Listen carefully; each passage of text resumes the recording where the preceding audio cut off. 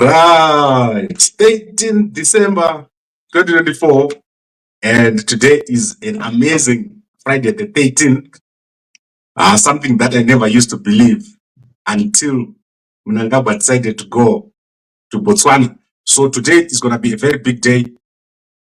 You're going to see what is going to happen to Mnangagwa in Botswana. Mnangagwa is going to be visiting the SADC head office, and let's see if he meets some very interesting people over there at Botswana. And obviously, President Mphoko is getting a lot of criticism for the way that is getting closer and closer to Mnangagwa. This is not going to end well, and he's losing a lot of friends over this issue.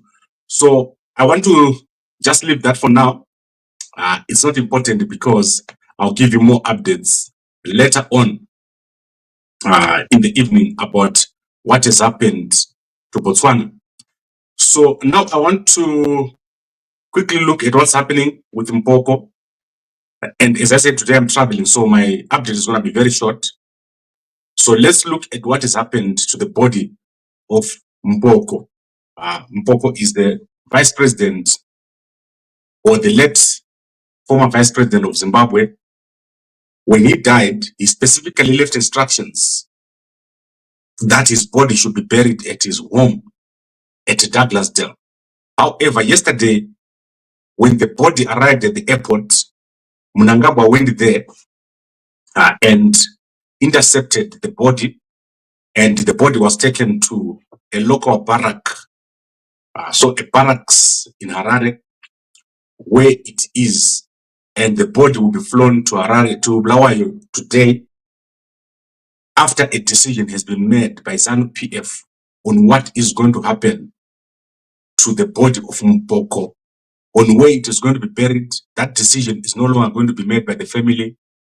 The decision is going to be made by a committee of ZANU-PF. So this is very strange. And I guess Mnangagwa is feeling humiliated, as I said yesterday, by the fact that Mphoko left specific instructions that his body must not be buried at Heroes Acre, where certain satanic rituals are taking place at night, including chanting and dancing on the graves. So this is one of the reasons why people don't want to be buried at the National Heroes Acre. And these guys go over there with the traditional healers at night. They do power rituals. And people who know, for example, Mphoko is a vice president. He certainly knows what happens, or was a vice president. He certainly knew what happened. And therefore, he has made it a point to leave that instruction that no one should bury him at the National Heroes Acre. Similarly, people like Joshua Nkomo, Dumiso Tawengwa, Ana Tekere, they all don't want or didn't want to be buried at the National Heroes Acre. And the biggest of them all, Mugabe, refused to be buried at the National Heroes Acre. However, in the case of Mphoko, I have a feeling that there might be some changes, and he might eventually be buried at the National Heroes Acre if his family is forced. So the family could be forced to bury him over there. So let's see what happens today. Very critical events happening today. Mnangagwa in Botswana, where I believe he's going to face a baptism of fire, and then the body of Mphoko being held at ransom or being kidnapped by Mnangagwa. Mnangagwa doesn't want him to get his final wish, which is to be buried at his home.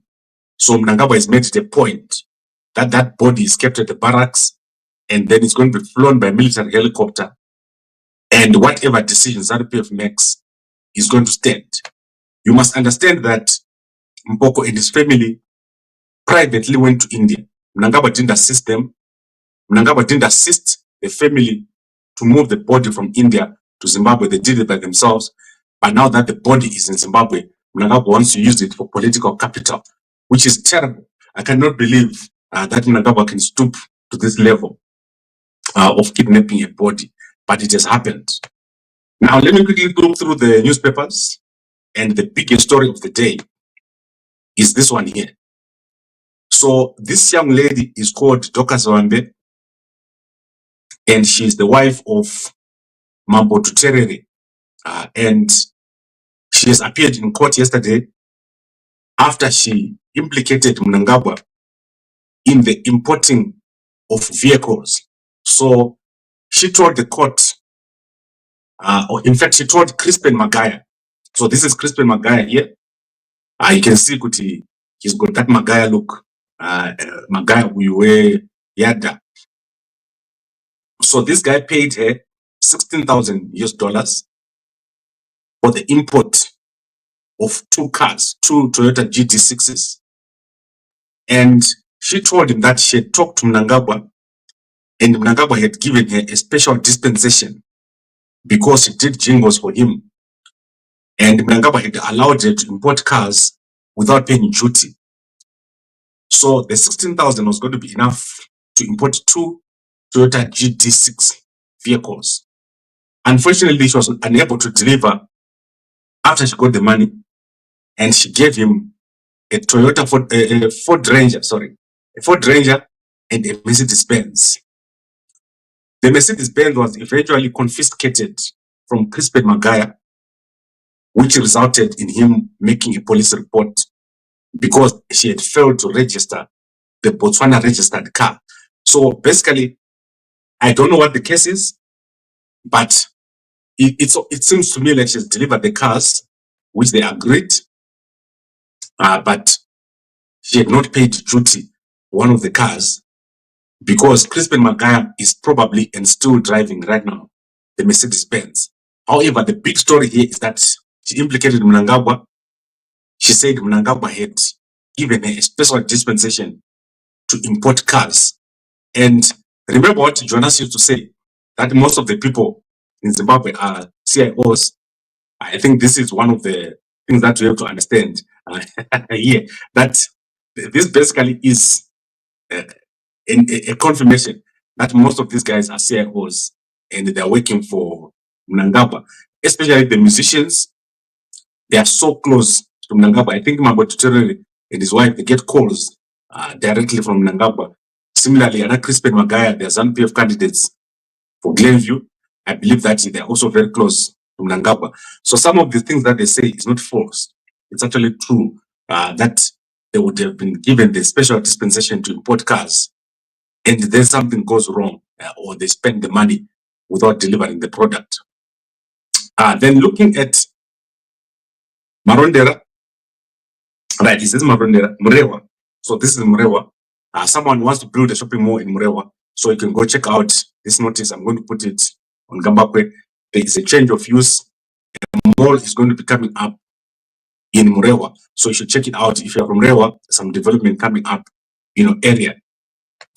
Now, let me quickly look at the newspapers. We're going to look today at the H Metro newspaper, my best and favorite TMZ of Zimbabwe, H Metro newspaper. Let's see what they have today.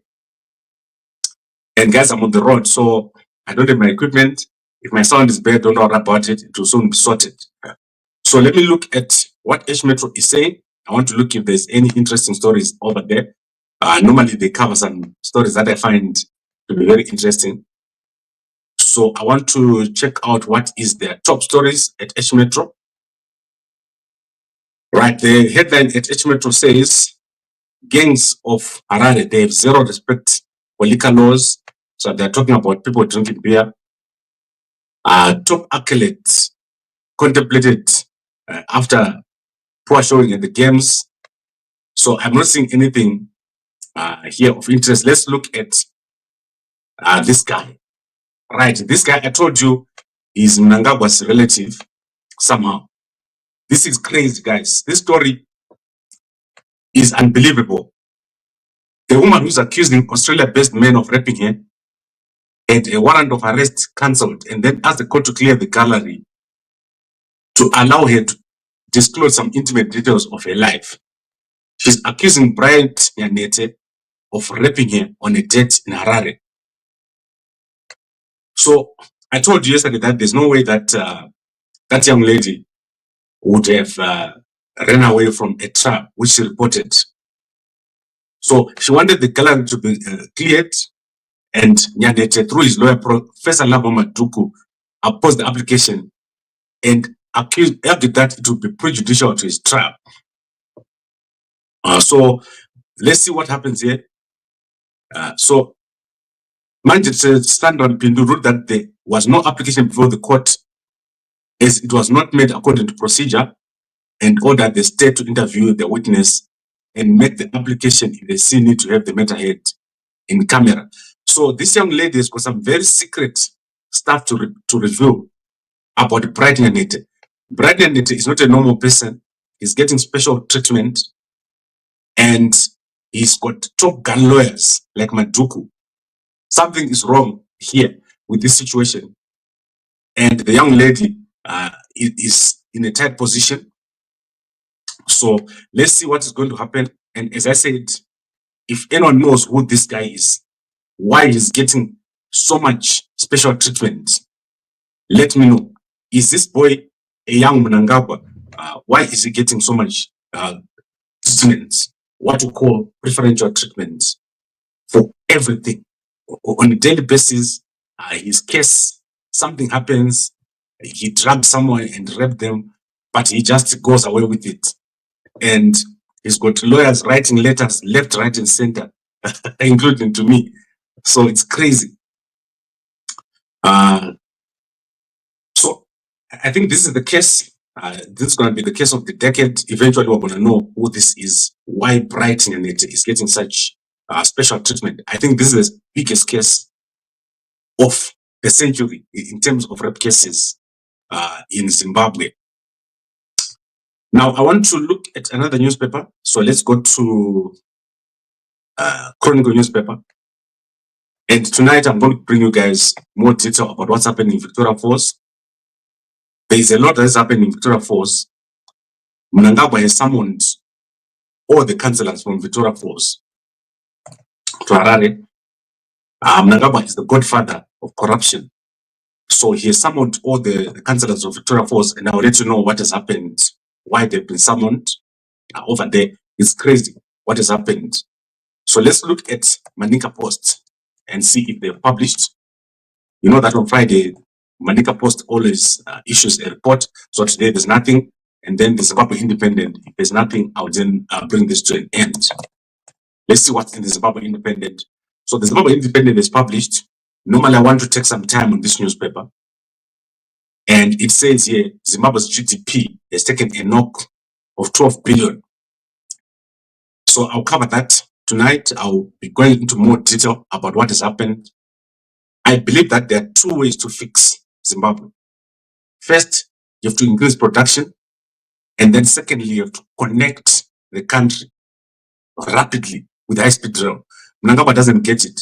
So I'm going to explain to you what has happened in Victoria Falls.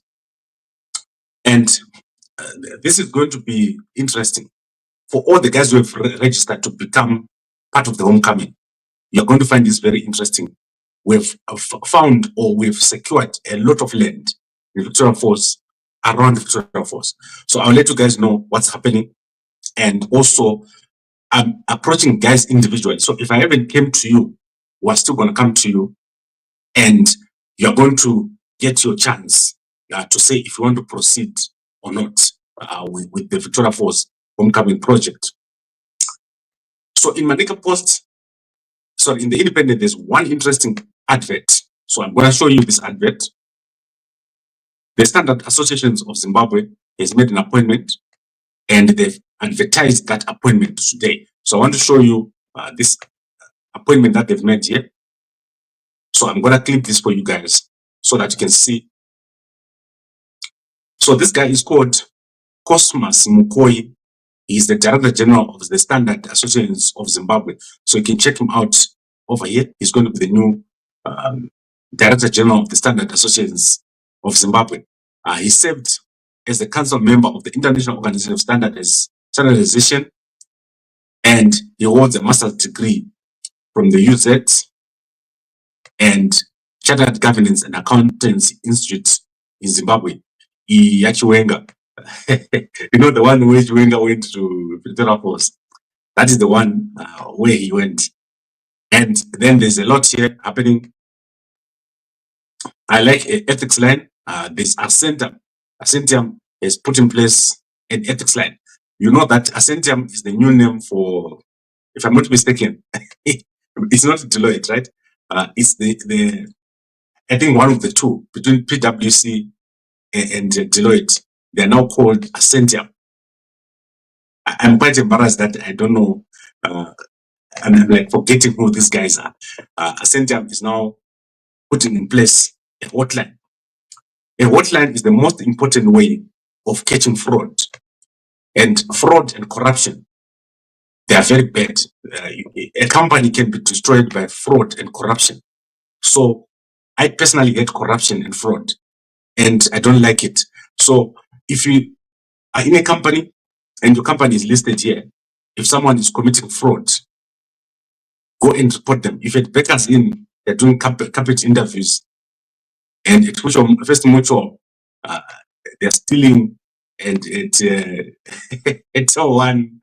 I know some good companies like Stuart Bank, they've got good controls most of the time. Zera, you know companies like Zera, they are fraudsters most of the time. Zida, lots of fraud. Let's see which one. NPS, obviously fraud. IT, BZ, fraud. Nice companies like Econet, they do some fraud. They steal people's ATM, but they don't do big fraud. But anyway, those are the companies that are here. Bangai BC. So go to Ascentium. They've got a nice hotline over there. Nice for Zimbabwe to have a hotline. Right. I think I'll cover some of these stories tonight. Guys, forgive me for this. I'm traveling. I've slept barely 2 hours last night. So most of the time when this happened, you can see my eyes were swollen from not sleeping. But ever since I started taking Mve, my eyes don't swell as much as all that. And I'm very, very strong. Like I feel extremely strong all the time. There's no time when I feel weak because of Mve. So if you don't have Mve, WhatsApp me. A lot of guys have bought. Don't go on holiday and disappoint your wife after not taking Mve, and then you just book a big hotel room and do nothing in it. Terrible stuff. So 1 liter engine to 3 liter engine, one kickstart, and you don't have to crank it. So that is Mve. You should get some on WhatsApp. South African guys, we've got the strongest version of Mve that you've ever seen. So what we did was we increased the intensity for the South African guys. We increased the intensity for the Zimbabwean guys. The guys in the UK, I'm giving you double already. So this is just for the Zimbabwean guys and South African guys. The intensity has been increased. And next year, we're going to be opening a men's clinic. That is one of my promises to you guys. We're going to open a men's clinic in Harare. I know that you are not getting proper attention. So we're going to open a men's clinic over there and make sure that you get taken good care of. We've got quite a number of doctors in my family, and they'll be taking care of business. Right, let me see if there's anything else that I've forgotten. The most important thing, go over here, gambako.com housing. If you're in Australia, United States, UK, do not stay in a little flat where you cannot move around. There's free land available. We've secured a lot of land, and we want you to be part of our homecoming project in Victoria Falls. Victoria Falls is going to be one of the best cities, corrupt-free zone in Zimbabwe. So register over there, and I'll come back to you with how you can become part of our project. You want to own a house like this in Victoria Falls, and for very little, and this one, a cottage at the back. This is what everyone is going to start with, a cottage at the back, and then eventually you're going to have a house like this at the front. So this is all being done through the homecoming project. We've secured a lot of land, and we are on the ground. So go check out all the videos. Every day we'll produce one video of Victoria Falls, where we'll be showing you the city center of Victoria Falls, what is happening on the sides, what's happening on the roads. So yesterday we went to the villages, and we managed to talk to a lot of people over there. So a lot of land underdeveloped. We want to develop Victoria Falls all the way up to Wange. That is an area of 100 kilometers around Victoria Falls. We want to do a lot of stuff at Kwai Shangani when it's finally completed. So it's going to be amazing. and you should register yourself to participate in this free land homecoming project. So no one is going to be sold land. That is my promise. There is no one who's going to buy land. You're going to build your house very, very easily on this free land that we're discussing and negotiating with people locally. The worst thing that is happening right now is that people from Harare are going to Victoria Falls and getting land, and then they just sit on it. They do nothing. We want all that land to be developed by people from the diaspora, and the people from the diaspora are going to do very, very well. Right, I think I've covered everything here. Most of the trending stories, the fact that Mphoko's body has been kidnapped by Mnangagwa, and they're going to make a decision where he's going to be buried today. Then, obviously, the fact that Mnangagwa is going to be in Botswana, that is going to be very, very big. Today, you're going to see something very big happening. Guys from Mozambique, guys from Namibia, guys from Zimbabwe, make sure that Mnangagwa gets a baptism of fire. Right, I think I've covered everything here. Thank you very much, everyone, for watching. As you can see, I'm still at the airport, and I'll be arriving at my destination very, very soon. But I'm on a secret mission, so you probably won't see me until the end of the day today. Thank you very much for watching.